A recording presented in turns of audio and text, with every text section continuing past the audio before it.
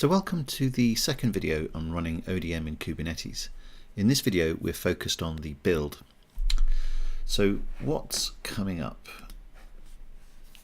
We'll look at the software that's needed to do the build. We'll provision the cluster in the IBM Kubernetes service. Next we'll build the Docker images before we deploy them into our cluster. To finish up, we'll have a quick look at the decision service I used, we'll deploy it, and we'll run a quick test to confirm it's up and running. Before I begin, I wanted to acknowledge the contribution from the folks in the ODM lab. They've published instructions and scripts that containerize ODM, and it wouldn't have been possible to produce these videos without that material, so thank you very much. I'd like to be clear that whilst I work for IBM, the ideas and opinions expressed here are solely my own and not those of my employer. The point of this video is to dispel some of the complexity myths around cloud, Docker and Kubernetes for anyone used to using ODM. You don't necessarily need to build the cluster yourself to get something from the video, but if you want to, you'll need a few things. So links for all the software will be down below in the video description, and I'll bring up in web browsers the installation pages for all of this software, but just bear in mind that they do move around and links change. So first off, you're going to need an IBM cloud account if you haven't got one already. So if you go to ibm.com cloud get started, you can sign up to an account. Now if you want to provision your own multi-node Kubernetes cluster for ODM, you'll need to upgrade the free IBM cloud account to a paid account. I've used a free account in the past which does give you access to the Kubernetes service, but it can only create a single node cluster, and I wanted a traditional ODM cluster with multiple nodes and network load balancing. Also, the free account doesn't have enough storage for a private image registry that can hold all of the ODM images. Now you could publish your images to a public cloud registry like Github, but that's not what I wanted. You can still run ODM in Kubernetes on the free account, and the instructions provided from the ODM team cover both scenarios, but since I'm creating a clustered ODM service with multiple nodes, load balancing and public IPs, I needed to pay. Okay, so once you've got your IBM cloud account, you'll have access to your dashboard, and you can see here is my cluster already. But if I didn't have one already, I would just go into the container link, and when this responds, I'll create a cluster. So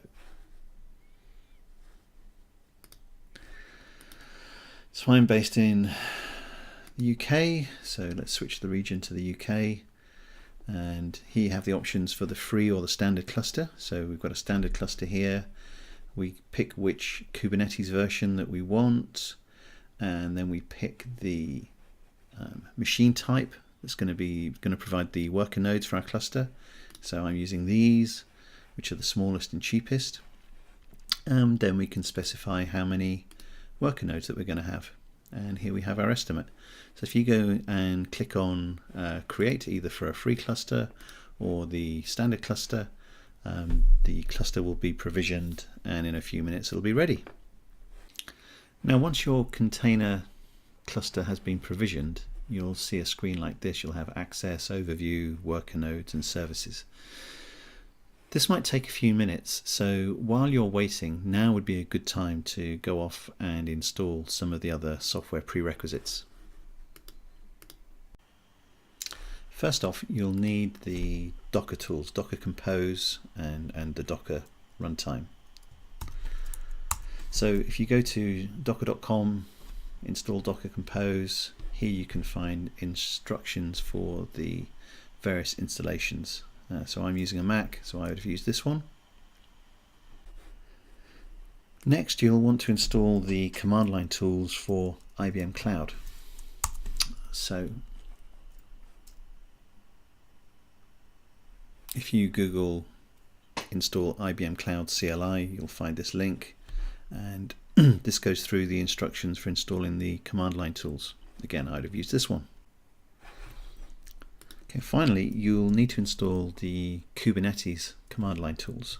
So again, if you just Google install kubectl, So here's kubectl. Here are the instructions. So lots of options there. Again, on a Mac, I'd have used the brew install. Okay, the last thing you'll need before we start building is a local installation of ODM. So if you've ever installed ODM development tools onto your workstation, you'll end up with a directory structure like this, and this has everything in it that you need to run the scripts. Basically, this has the decision server and team server web applications for the Liberty profile that the scripts will containerize, and then we'll push those containers out to Kubernetes. So you need this local installation before you can begin. Okay, so by now your Kubernetes cluster should have provisioned. So if you go back into IBM Cloud, you should be able to look at the overview of the cluster. You can see the worker nodes that are in there.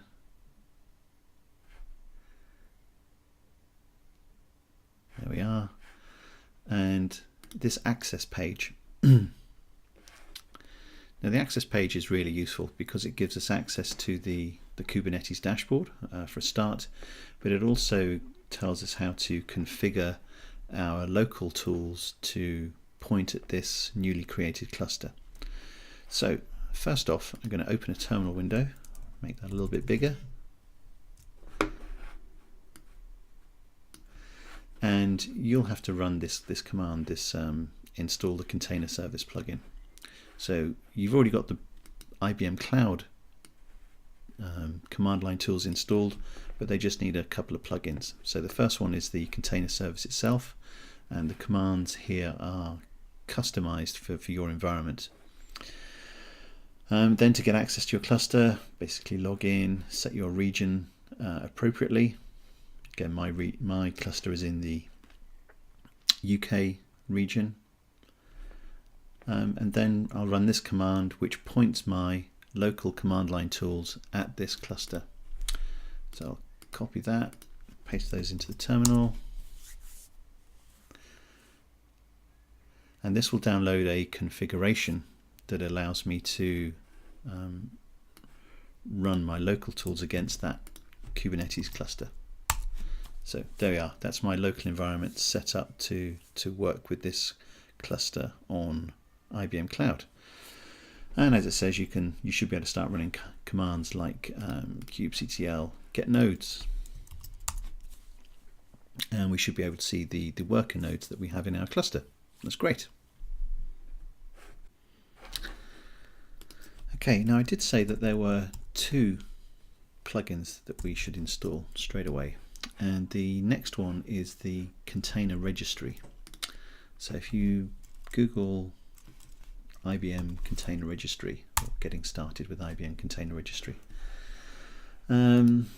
here are the instructions and the docs, and most importantly, here is another plugin to install. So bx plugin install container registry.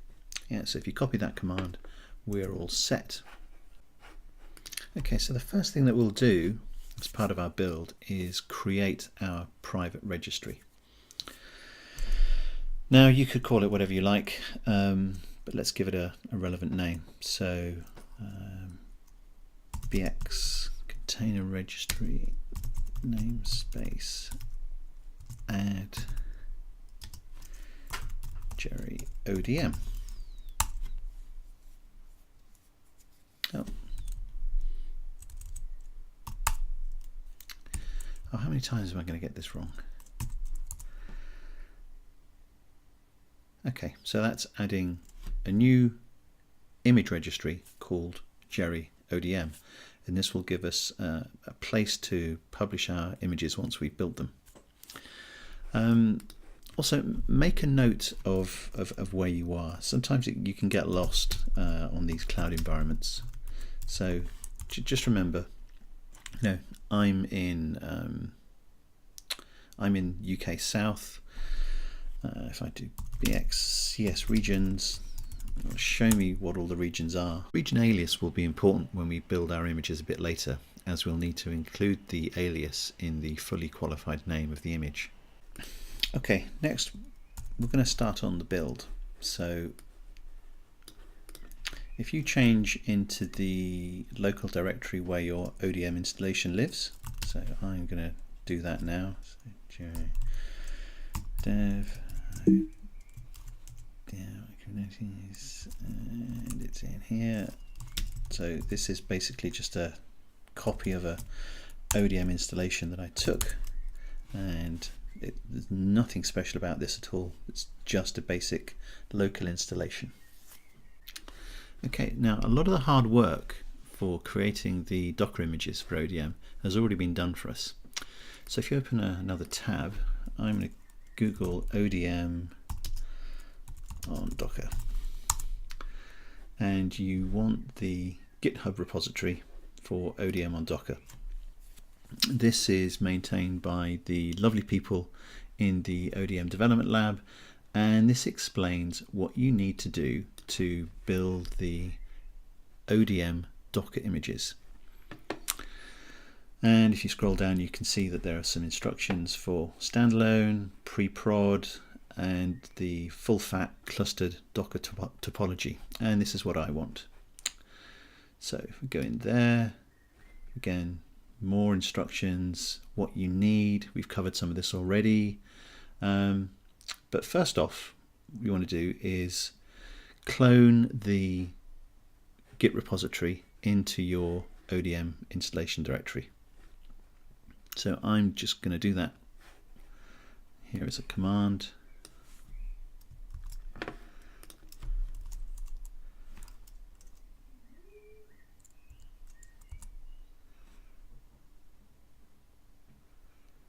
Okay, I'll zoom ahead to when this is done. Okay, so when that's finished, you'll have a new directory called ODM on Docker. So next thing we want to do is we want to copy the docker ignore file into this root directory. This basically just tells Docker when it's doing the build to ignore certain files, and it makes the images a bit smaller. So let's copy that command.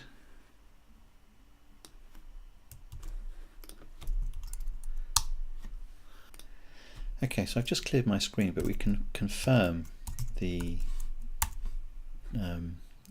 docker ignore file has now been copied. Okay, so let's change directory into the ODM on Docker folder, and there's a file in here called .env that we need to update to reflect the configuration of our Kubernetes cluster. So I'm just going to start a text editor in this folder, and the file that we need to update is called .env. So here it is. There's a couple of things we need to update. I'll change the ODM version to 892, that's what I'm using. Don't need to change this folder structure. I don't need to change the prefix, but I need to be careful about this repository. Okay, we need to think about this. Now, when we created the cluster, we created a namespace, which is basically just a storage area for our image registry. I called mine Jerry-ODM. So if you can't remember what you've called yours, you can do, let's have a look, bxcr namespace list, and that will find all the namespaces that you've created. And here's the one I did earlier. But in order to build the full registry name, or sorry, the full repository name, we need the region information. So remember, we created our clusters in a specific region. So in my case, I'm running in UK South, so BXCS region tells me that. And if I want to know the aliases for those regions, BXCS regions, this gives me the EUGB. So the full repository name, in my case anyway, will be registry.eu-gb, because that's the region that I'm in. bluemix.net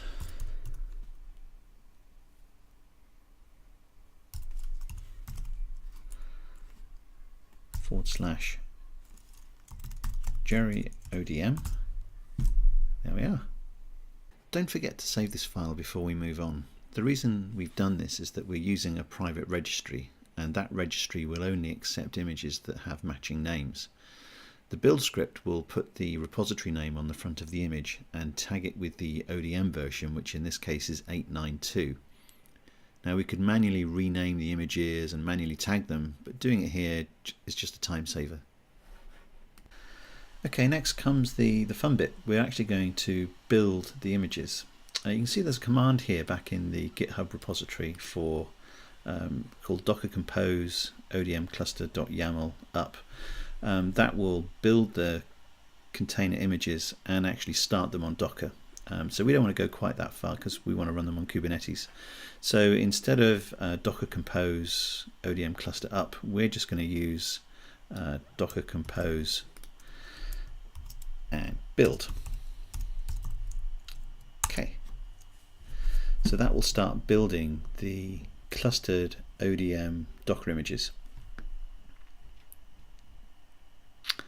And you can see now it's pulling down some of the containers from Docker Hub.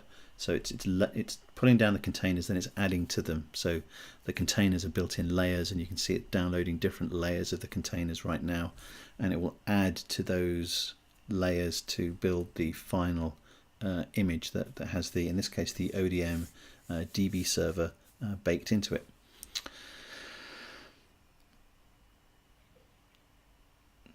Okay, so I had a completely empty Docker environment. I had no images here, so these will have to be downloaded. But it won't take long. So now it's building the ODM decision server console. So step 1 of 43.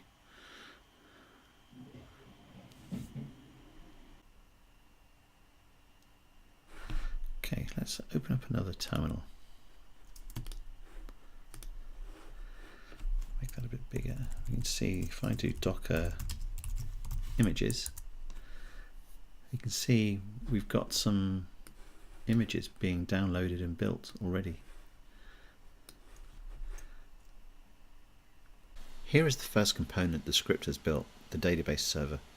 Have a close look at the repository, see how it includes the registry URL, the name of my private registry, as well as the image name. Okay, so that looks like that's decision server built, or decision server console anyway. So that's just been built, and I'll let this run on while it builds the remaining components, but I'll skip the video ahead. Okay, so I didn't have to wait long at all. Now we've got a bunch of ODM images. We've got the DB server, decision server console, decision server runtime, decision runner, and decision center, all built just recently. Okay, so the next step is to get these images up onto our Kubernetes cluster. And to do that, we're going to go back to our web browser, and we're going to Google ODM on Kubernetes. We've been using the GitHub repository for ODM on Docker, and it has a sister repository for Kubernetes, which is here. And you'll see it actually mentions the ODM on Docker GitHub repository already. So this contains instructions for installing on Minikube, so a local Kubernetes install, or a Bluemix or an IBM Cloud Kubernetes cluster, and this is what we need. And if you follow that link, again, there's some more instructions, and it has instructions for a light cluster, so a free cluster, or a full standard cluster. If you click on this link, what you actually get is a YAML file. This is actually the Kubernetes deployment descriptor for the ODM images. So what we're going to do is get this down onto our local machine, make some changes to it, and then we're ready to run our Kubernetes deployment.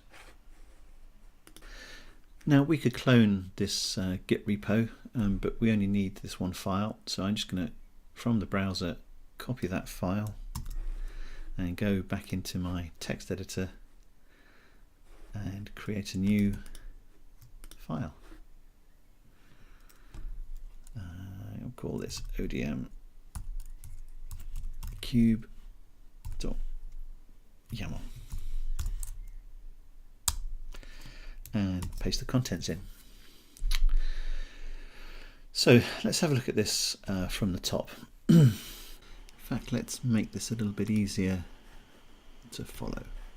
So this file describes to Kubernetes how to deploy the various Docker images into a Kubernetes environment, the Kubernetes cluster.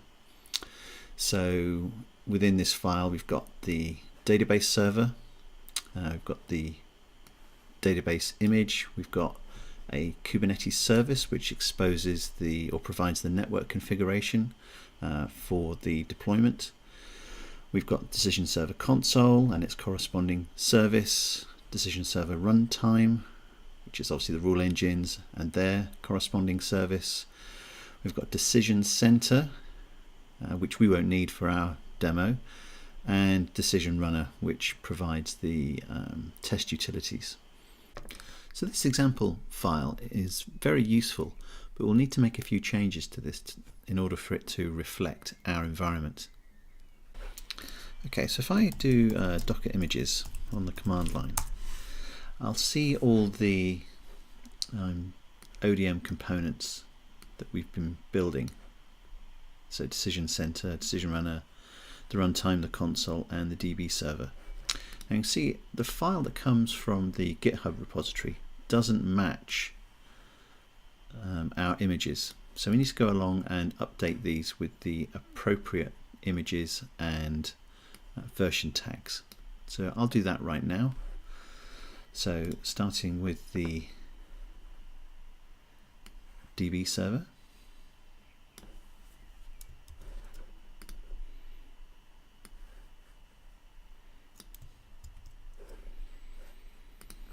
And the tag is 892. Next up is the Decision Server Console.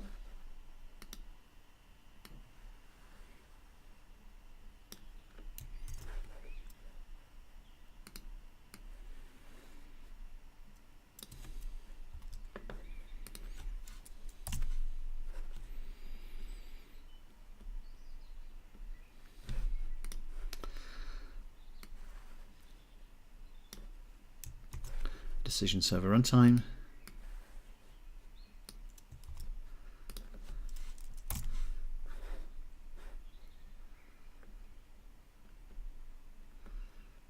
I'm not going to use Decision Center in this demo, so I'm going to cut this component out entirely.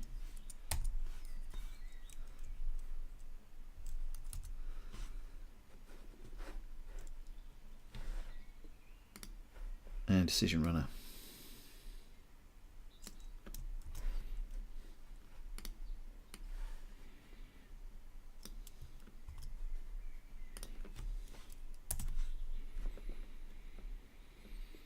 Okay, so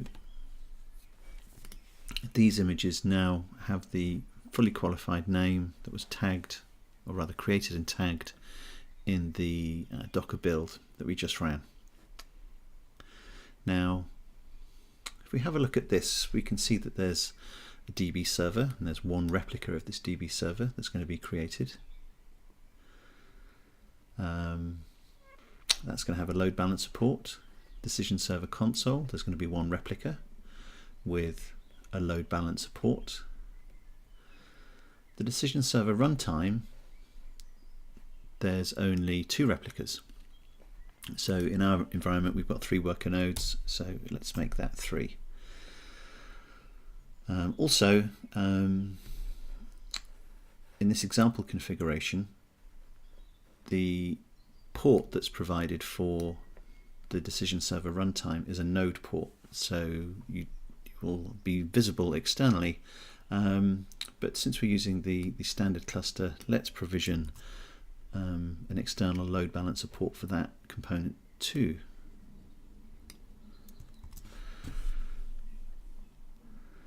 decision runner.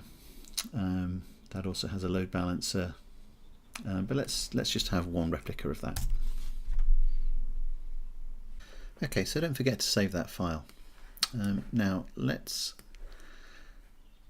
get ready to run this, but first, before we push the images up to our cluster, let's just check that we have the correct quota. So you can see I've got an unlimited quota here, but when I upgraded my account from the free account to the standard account, the quota didn't get changed. There was an additional command that has to be run. So it is called bx cr plan upgrade standard.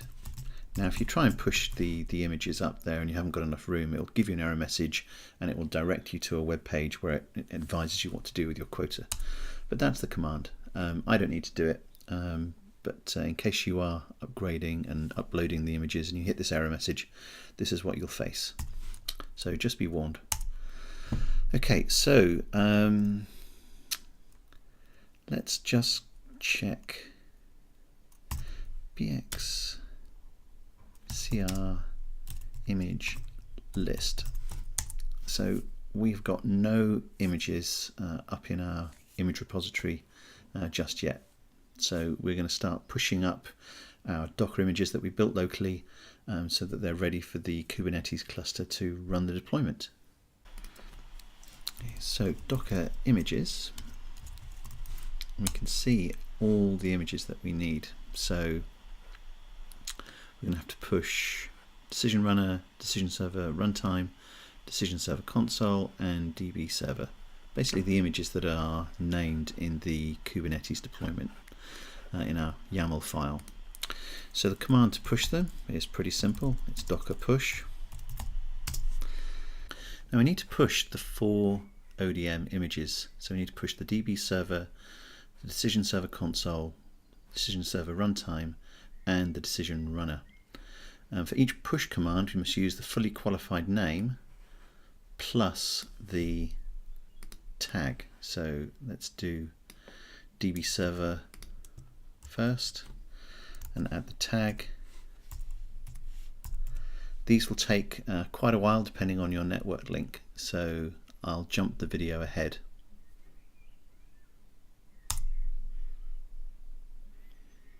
But here you can see it's starting the process of pushing the DB server image up to our private registry.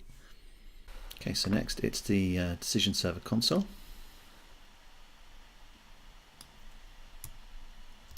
Copy that, so it's docker push console 8.9.2. Start that. Okay, so that's away. So next it's the decision server runtime.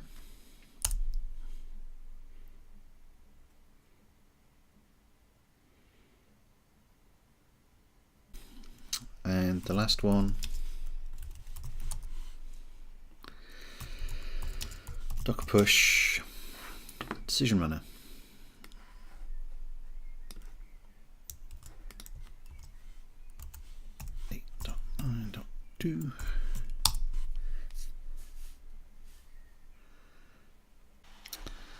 Okay, so what's next? We've pushed the images, we've got our deployment descriptor, our cluster's ready.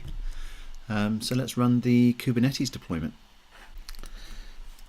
Now if we run the bxcr images command,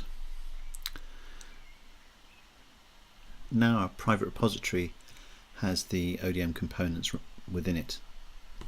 So the command to run the Kubernetes deployment is kubectl create, and because we're using a file, it's -f, and it's the name of the deployment descriptor. Let's fire that, and we can see that the commands have been passed over to Kubernetes, and now in the background it will be provisioning the components. Kubectl Get pods. So you can see here we've got a number of different pods being created. Okay, so they're all deployed. Do get services. We can see that the various networks that we've asked for have been defined for us. So we've got load balancer ports for Decision Server Console and the Decision Server Runtime and Decision Runner. Okay, we can confirm this by going back to the cluster in Cloud. I find it sometimes necessary to click between the overview and the worker node or access just to refresh the link to the Kubernetes dashboard.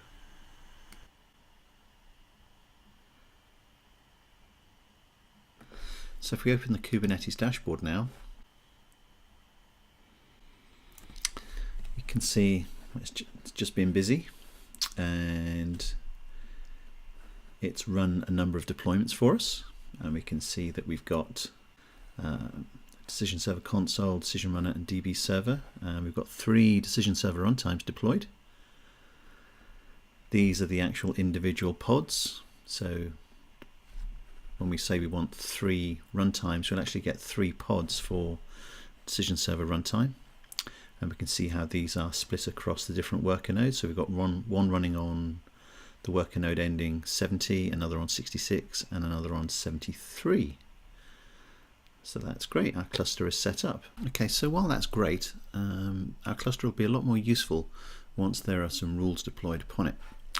So let's just remind ourselves where we need to be pointing. So our Decision Server Console is on this external IP address running on port 9080. So if I HTTP into this address and port 9080,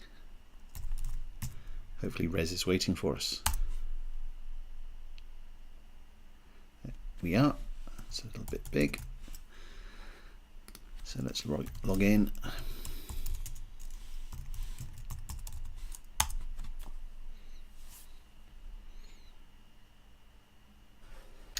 So with Decision Server Console waiting, let's deploy some rules.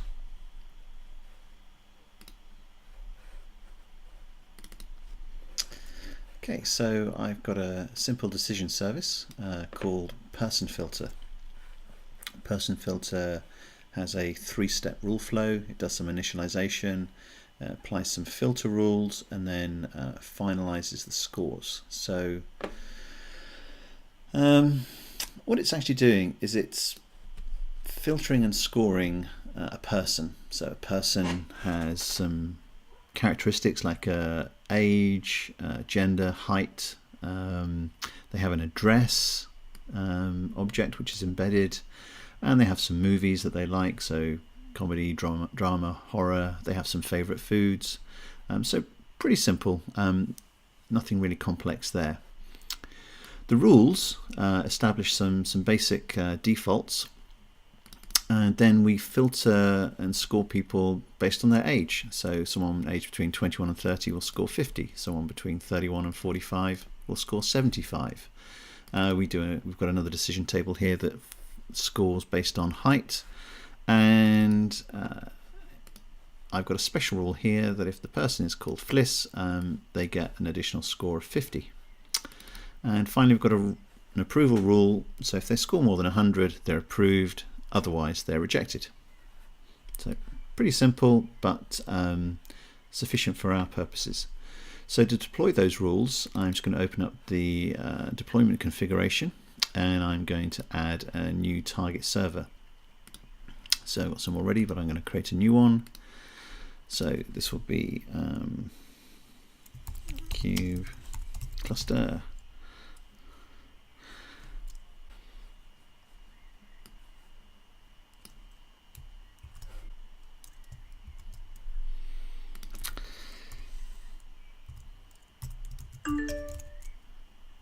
Admin add as admin. Let's test that connection. Okay, and let's go back and actually do a deployment. So just going to deploy to the Kube cluster. And we can see there's nothing deployed already.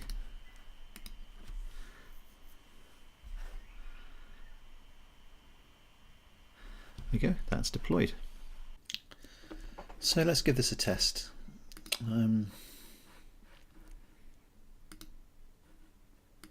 We find our rule set and let's go and give it a test. Change the payload type to JSON and let's call this person Fred, and his age is 30. Let's execute that. We see we get Fred comes back with a score of 125 and he's approved. Change Fred's name to Fliss.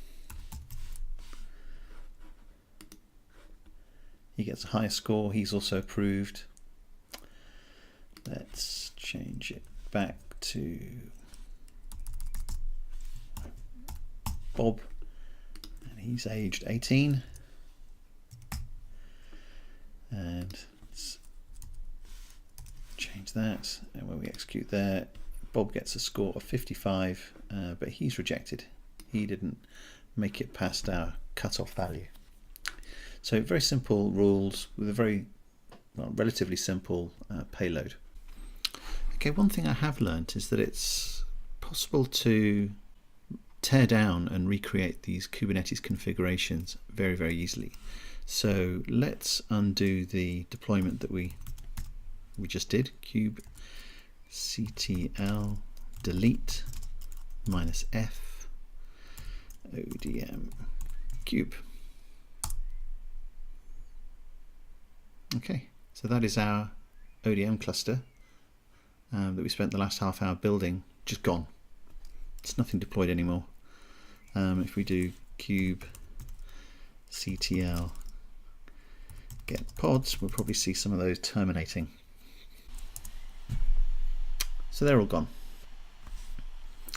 Now, just as it's easy to tear them down, it's very easy to recreate them. So let's go back to our deployment configuration. Let's revise this slightly. So let's go with 2 decision server runtimes. I'll save that file. So kubectl create -f odm kube.yaml. There we go. So there we go, it's reprovisioning, this time with only 2 runtimes. Kubectl get svc. Okay, we might have a slightly different network configuration, but you can see it's essentially all back already. There you go, there's all the pods we need. Just remember, because we blew away the database, we'll have to redeploy the rules. So that's the cluster running and the rules deployed. We're now ready to throw some traffic at ODM and see how it performs. I covered this towards the end of the part 1 video. So if you've made it this far, I'd just like to say thank you and sorry for all the ums, ers and typos. I hope this has removed some of the mystery involved in building an ODM cluster in Kubernetes. So thank you and goodbye.